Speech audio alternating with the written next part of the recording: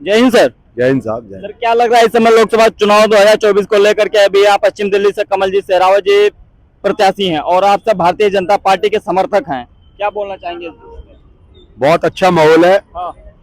हमारी ये सीट 5 लाख से ज्यादा मतों से यहाँ से हम लोग जीतने जा रहे हैं। हाँ। जैसा कल मोदी जी की रैली हुई उसके अंदर में लाखों की तादाद के अंदर में लोग आए। हाँ। और शायद मैंने अपनी जिंदगी के अंदर में पहली बार ऐसी रैली देखी है जिस रैली के अंदर बिना मैनेज किए हुए लोग वहां से आए। कोई स्कूटर से आया, कोई अपने रिक्शे से आया, कोई मेट्रो से आया। मैंने अपनी लाइफ में 47 साल की उम्र में पहली बार ऐसी रैली देखी है जिसमें आम जनता आके मोदी जी के साथ में जुड़ी है। इससे सीधा सीधा यही मतलब निकाला जा सकता है कि दिल्ली की पब्लिक जैसे पिछली बार 7 सीटों पे यहाँ पे कमल का फूल खिलाया था, इस बार से फिर से वो दिल्ली के अंदर में 7 सीटों पे भारतीय जनता पार्टी का कमल का फूल यहाँ पे खिलने जा रहा है। अच्छा ये बताइए, अगर कमल का फूल दोबारा तीसरी बार खिलने जा रहा है दिल्ली के अंदर 7 के 7 सीटों पर, तो कौन कौन से मुद्दे को लेकर के खिलेगा? दिल्ली के अंदर में विकास का मुद्दा है सबसे ज्यादा। आज दिल्ली के चारों तरफ देख लें आप लोग, जिस तरह से नितिन गडकरी जी के माध्यम से सड़कों का जाल बिछाया जा रहा है। पहले दिल्ली से हम लोग हरिद्वार तक जाते थे, 8.5 घंटे 9 घंटे लगते थे। आज 3 घंटे में हम लोग हरिद्वार चले जाते हैं। आज आंतरिक जो हमारी सुरक्षा का मामला है, आज पिछले 10 साल से दिल्ली की किसी भी मेट्रो में जाते थे, दिल्ली की किसी भी बस में जाते थे, उसमें जाकर के हमारे को एक स्लोगन लगा मिलता था वहां पे कि बस के अंदर में बम हो सकता है, इसका ध्यान रखें। लेकिन आज 10 साल से ना तो कोई एक भी बम ब्लास्ट हुआ है, ना कोई उग्रवाद आया है। तो यही सारे मुद्दे हैं। इतना बड़ा मुद्दा जो हमारे मैनिफेस्टो में पिछले 2 बार से था कि हम लोग राम मंदिर बनाने जा रहे हैं, राम मंदिर का इतना बड़ा मुद्दा हमने लिया है। किसी भी चीज को आप लोग देख लोगे, किसी भी चीज के विषय के ऊपर में आप लोग बात कर सकते हो। आज वंदे भारत ट्रेन की बात कर ले, हम लोग दिल्ली में एयरपोर्ट की बात कर लें, उज्ज्वला कनेक्शन की बात कर लें, हिंदुस्तान के अंदर में जगह जगह पे लोगों को घर देने की बात कर लें, तो कोई भी मुद्दे की कोई कमी नहीं है। हर एक चीज के अंदर में विकास हुआ है पूरे देश के अंदर में, पूरी दिल्ली के अंदर में। हम लोग दिल्ली की 7 सीटें जीतने जा रहे हैं। अच्छा, जब भी बात आता है देश में विकास को लेकर के तो भारतीय जनता पार्टी के नेता हमेशा राम मंदिर की बात करते हैं। मंदिर मस्जिद पर क्यों वोट मांगते हैं आप लोग? देखिए, मंदिर मस्जिद के ऊपर में हम लोग वोट मांगने नहीं जा रहे। वो हमारी जो मुद्दा है वो पिछले कई सालों से चल रहा था और मोदी जी ने उस मुद्दे को खत्म किया है, उस मुद्दे को जिंदा नहीं रखा। हमने अगर अपने मैनिफेस्टो में क्या क्या आए थे, 70 साल से हिंदू मुसलमान की बात कांग्रेस ने की थी, बीजेपी ने बात नहीं की। बीजेपी ने तो उस मुद्दे को ही खत्म कर दिया, मंदिर वाले को। जब मंदिर बना दिया, मंदिर बना के लोगों को सुपुर्द कर दिया, हमने तो मंदिर बना के दे दिया। क्या लग रहा है सर इस बार 2024 लोकसभा चुनाव को लेकर के जो नारा चला भारतीय जनता पार्टी के नेताओं का कि अब की बार 400 पार कर पाएगी या नहीं? बिल्कुल 100% करके आएगी, क्योंकि मोदी जी ने काम किया है, हर क्षेत्र में काम किया है, सबके लिए काम किया है।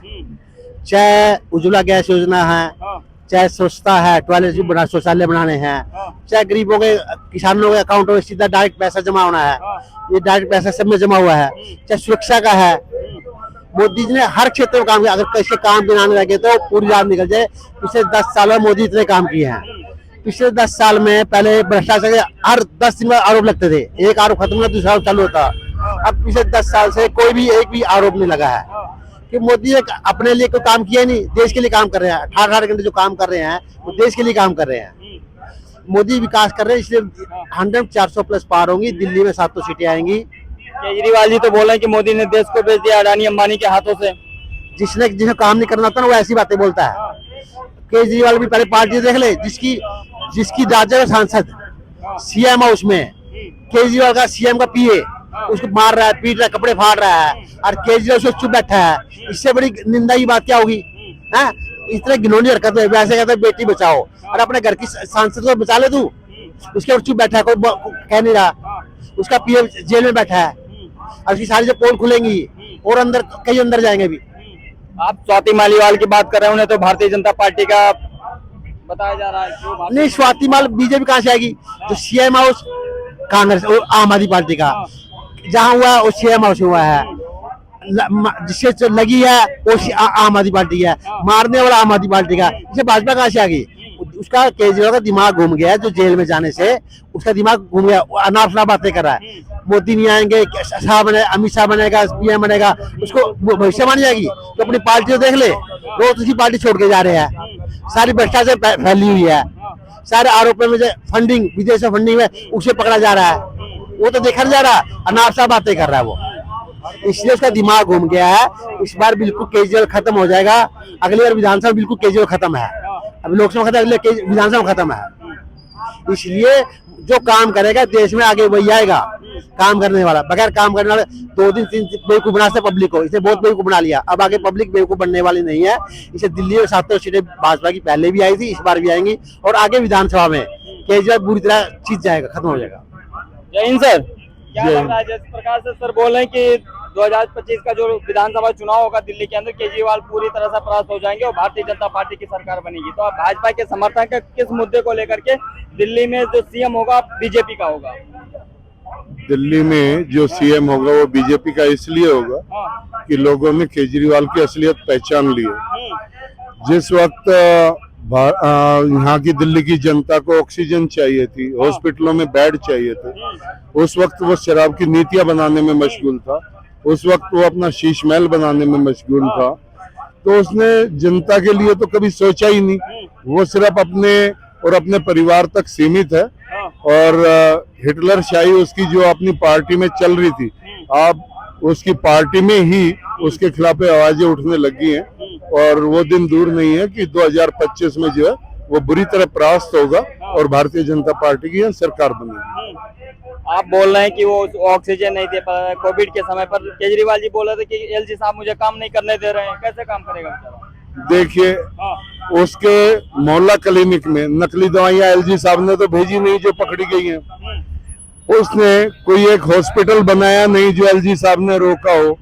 उसने 500 कॉलेज कहा था, एक बनाया नहीं जो उसने एलजी ने रोका हो। उसने जो है बहुत अच्छी स्वास्थ्य व्यवस्था देने का वादा किया था। आज उसके मोहल्ला क्लिनिक में गधे, गायें और कुत्ते सोते हैं, ये हालत है। तो ऐसे आदमी का दरअसल क्या है कि उसने एक बिजली और पानी का जो ये फ्री का सोचा छोड़ा, उसकी वजह से उसकी सरकार बनी। 10 रुपए का जो टिकट बहनों के लिए फ्री किया, उसकी वजह से बनी। लेकिन अब लोग उस चीज को समझ रहे हैं कि ऐसे नार्किस्ट लोग जो हैं वो इस देश को बर्बाद कर देंगे, दिल्ली को बर्बाद कर देंगे। इसलिए अगली बार जो है भारतीय जनता पार्टी की सरकार जो है दिल्ली में बनने जा रही है, ये सत्य है। चलिए, बहुत बहुत धन्यवाद। जय हिंद सर। सर ये बताइए, कल माननीय मोदी जी ने बोला कि राजीव गांधी जी ने स्वयं बोला था कि अगर हम 1 रुपए जनता के लिए भेजते हैं तो 15 पैसे ही उन तक पहुंचता है, 85% बीच में पैसे जो है बीच में गायब हो जाता है। ठीक है, तो क्या लग रहा है, भारतीय जनता पार्टी की सरकार आएगी तो पूरा 1 रुपए पहुंचेगा? पूरा पहुंच रहा है, पूरा पहुंच रहा है। किस प्रकार से पहुंच रहा है? सब कुछ किसानों के डायरेक्ट पहुंच रहा है। ये झूठा केजरीवाल है, दिल्ली को बेड़ा गर्क कर दिया। ना सीवर साफ होते हैं, ना पानी आ रहा, गंदा पानी आ रहा है लोगों के घरों में। बस केजरीवाल तो बोल रहे हैं कि हमने साफ सुथरा पानी वो भी फ्री में दे रहे हैं। कुछ नहीं दिया, कुछ नहीं दिया। हाँ जी, पानी भी नहीं आता जी। पानी नहीं आता द्वारका में, मैं द्वारका में रहने वाला हूँ। केजरीवाल जी तो बोला मैं फ्री में दे रहा हूँ। अरे फ्री में दे रहा है, जब आएगा नहीं तो फ्री में मिलेगा ही मिलेगा। जब पानी नहीं आएगा तो फ्री है, बिजली नहीं आएगी तो फ्री है। अब पानी नहीं आ रहा, अब सीवर का पानी आता है, कभी कभी आता है। पानी के लिए रोज जाते हैं उसके पास, वो कहता है अब नहीं होगा, अब तो इलेक्शन बाद होगा। हाँ, ये कहता है इलेक्शन बाद होगा।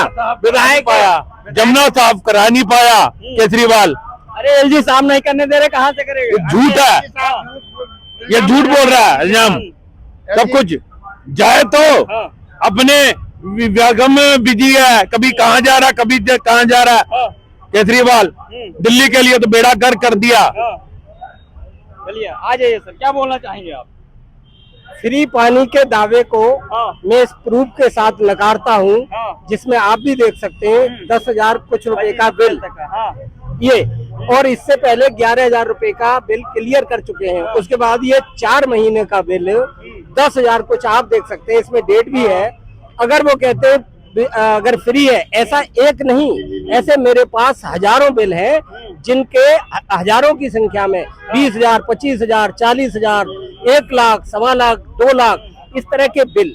रही बात बिजली की, तो बिजली में भी केजरीवाल ने कुछ ऐसा नहीं कर दिया। जहां उन्होंने कुछ रीडिंग तक के लिए मुफ्त रखा था, उसके बजाय उन्होंने उसका घाटा पूरा करने के लिए जो हमारे छोटी दुकानदार हैं या जो कॉमर्शियल मीटर लगे हुए हैं उनसे उसको पूरा किया। उसका भी मेरे पास प्रूफ है कि 25 यूनिट अगर हमारी दुकान का किसी का आता है भाई का, उस पे 25 यूनिट के बिल पे आप देखेंगे 1800 2000 रुपए का बिल आता, 25 यूनिट मात्र का।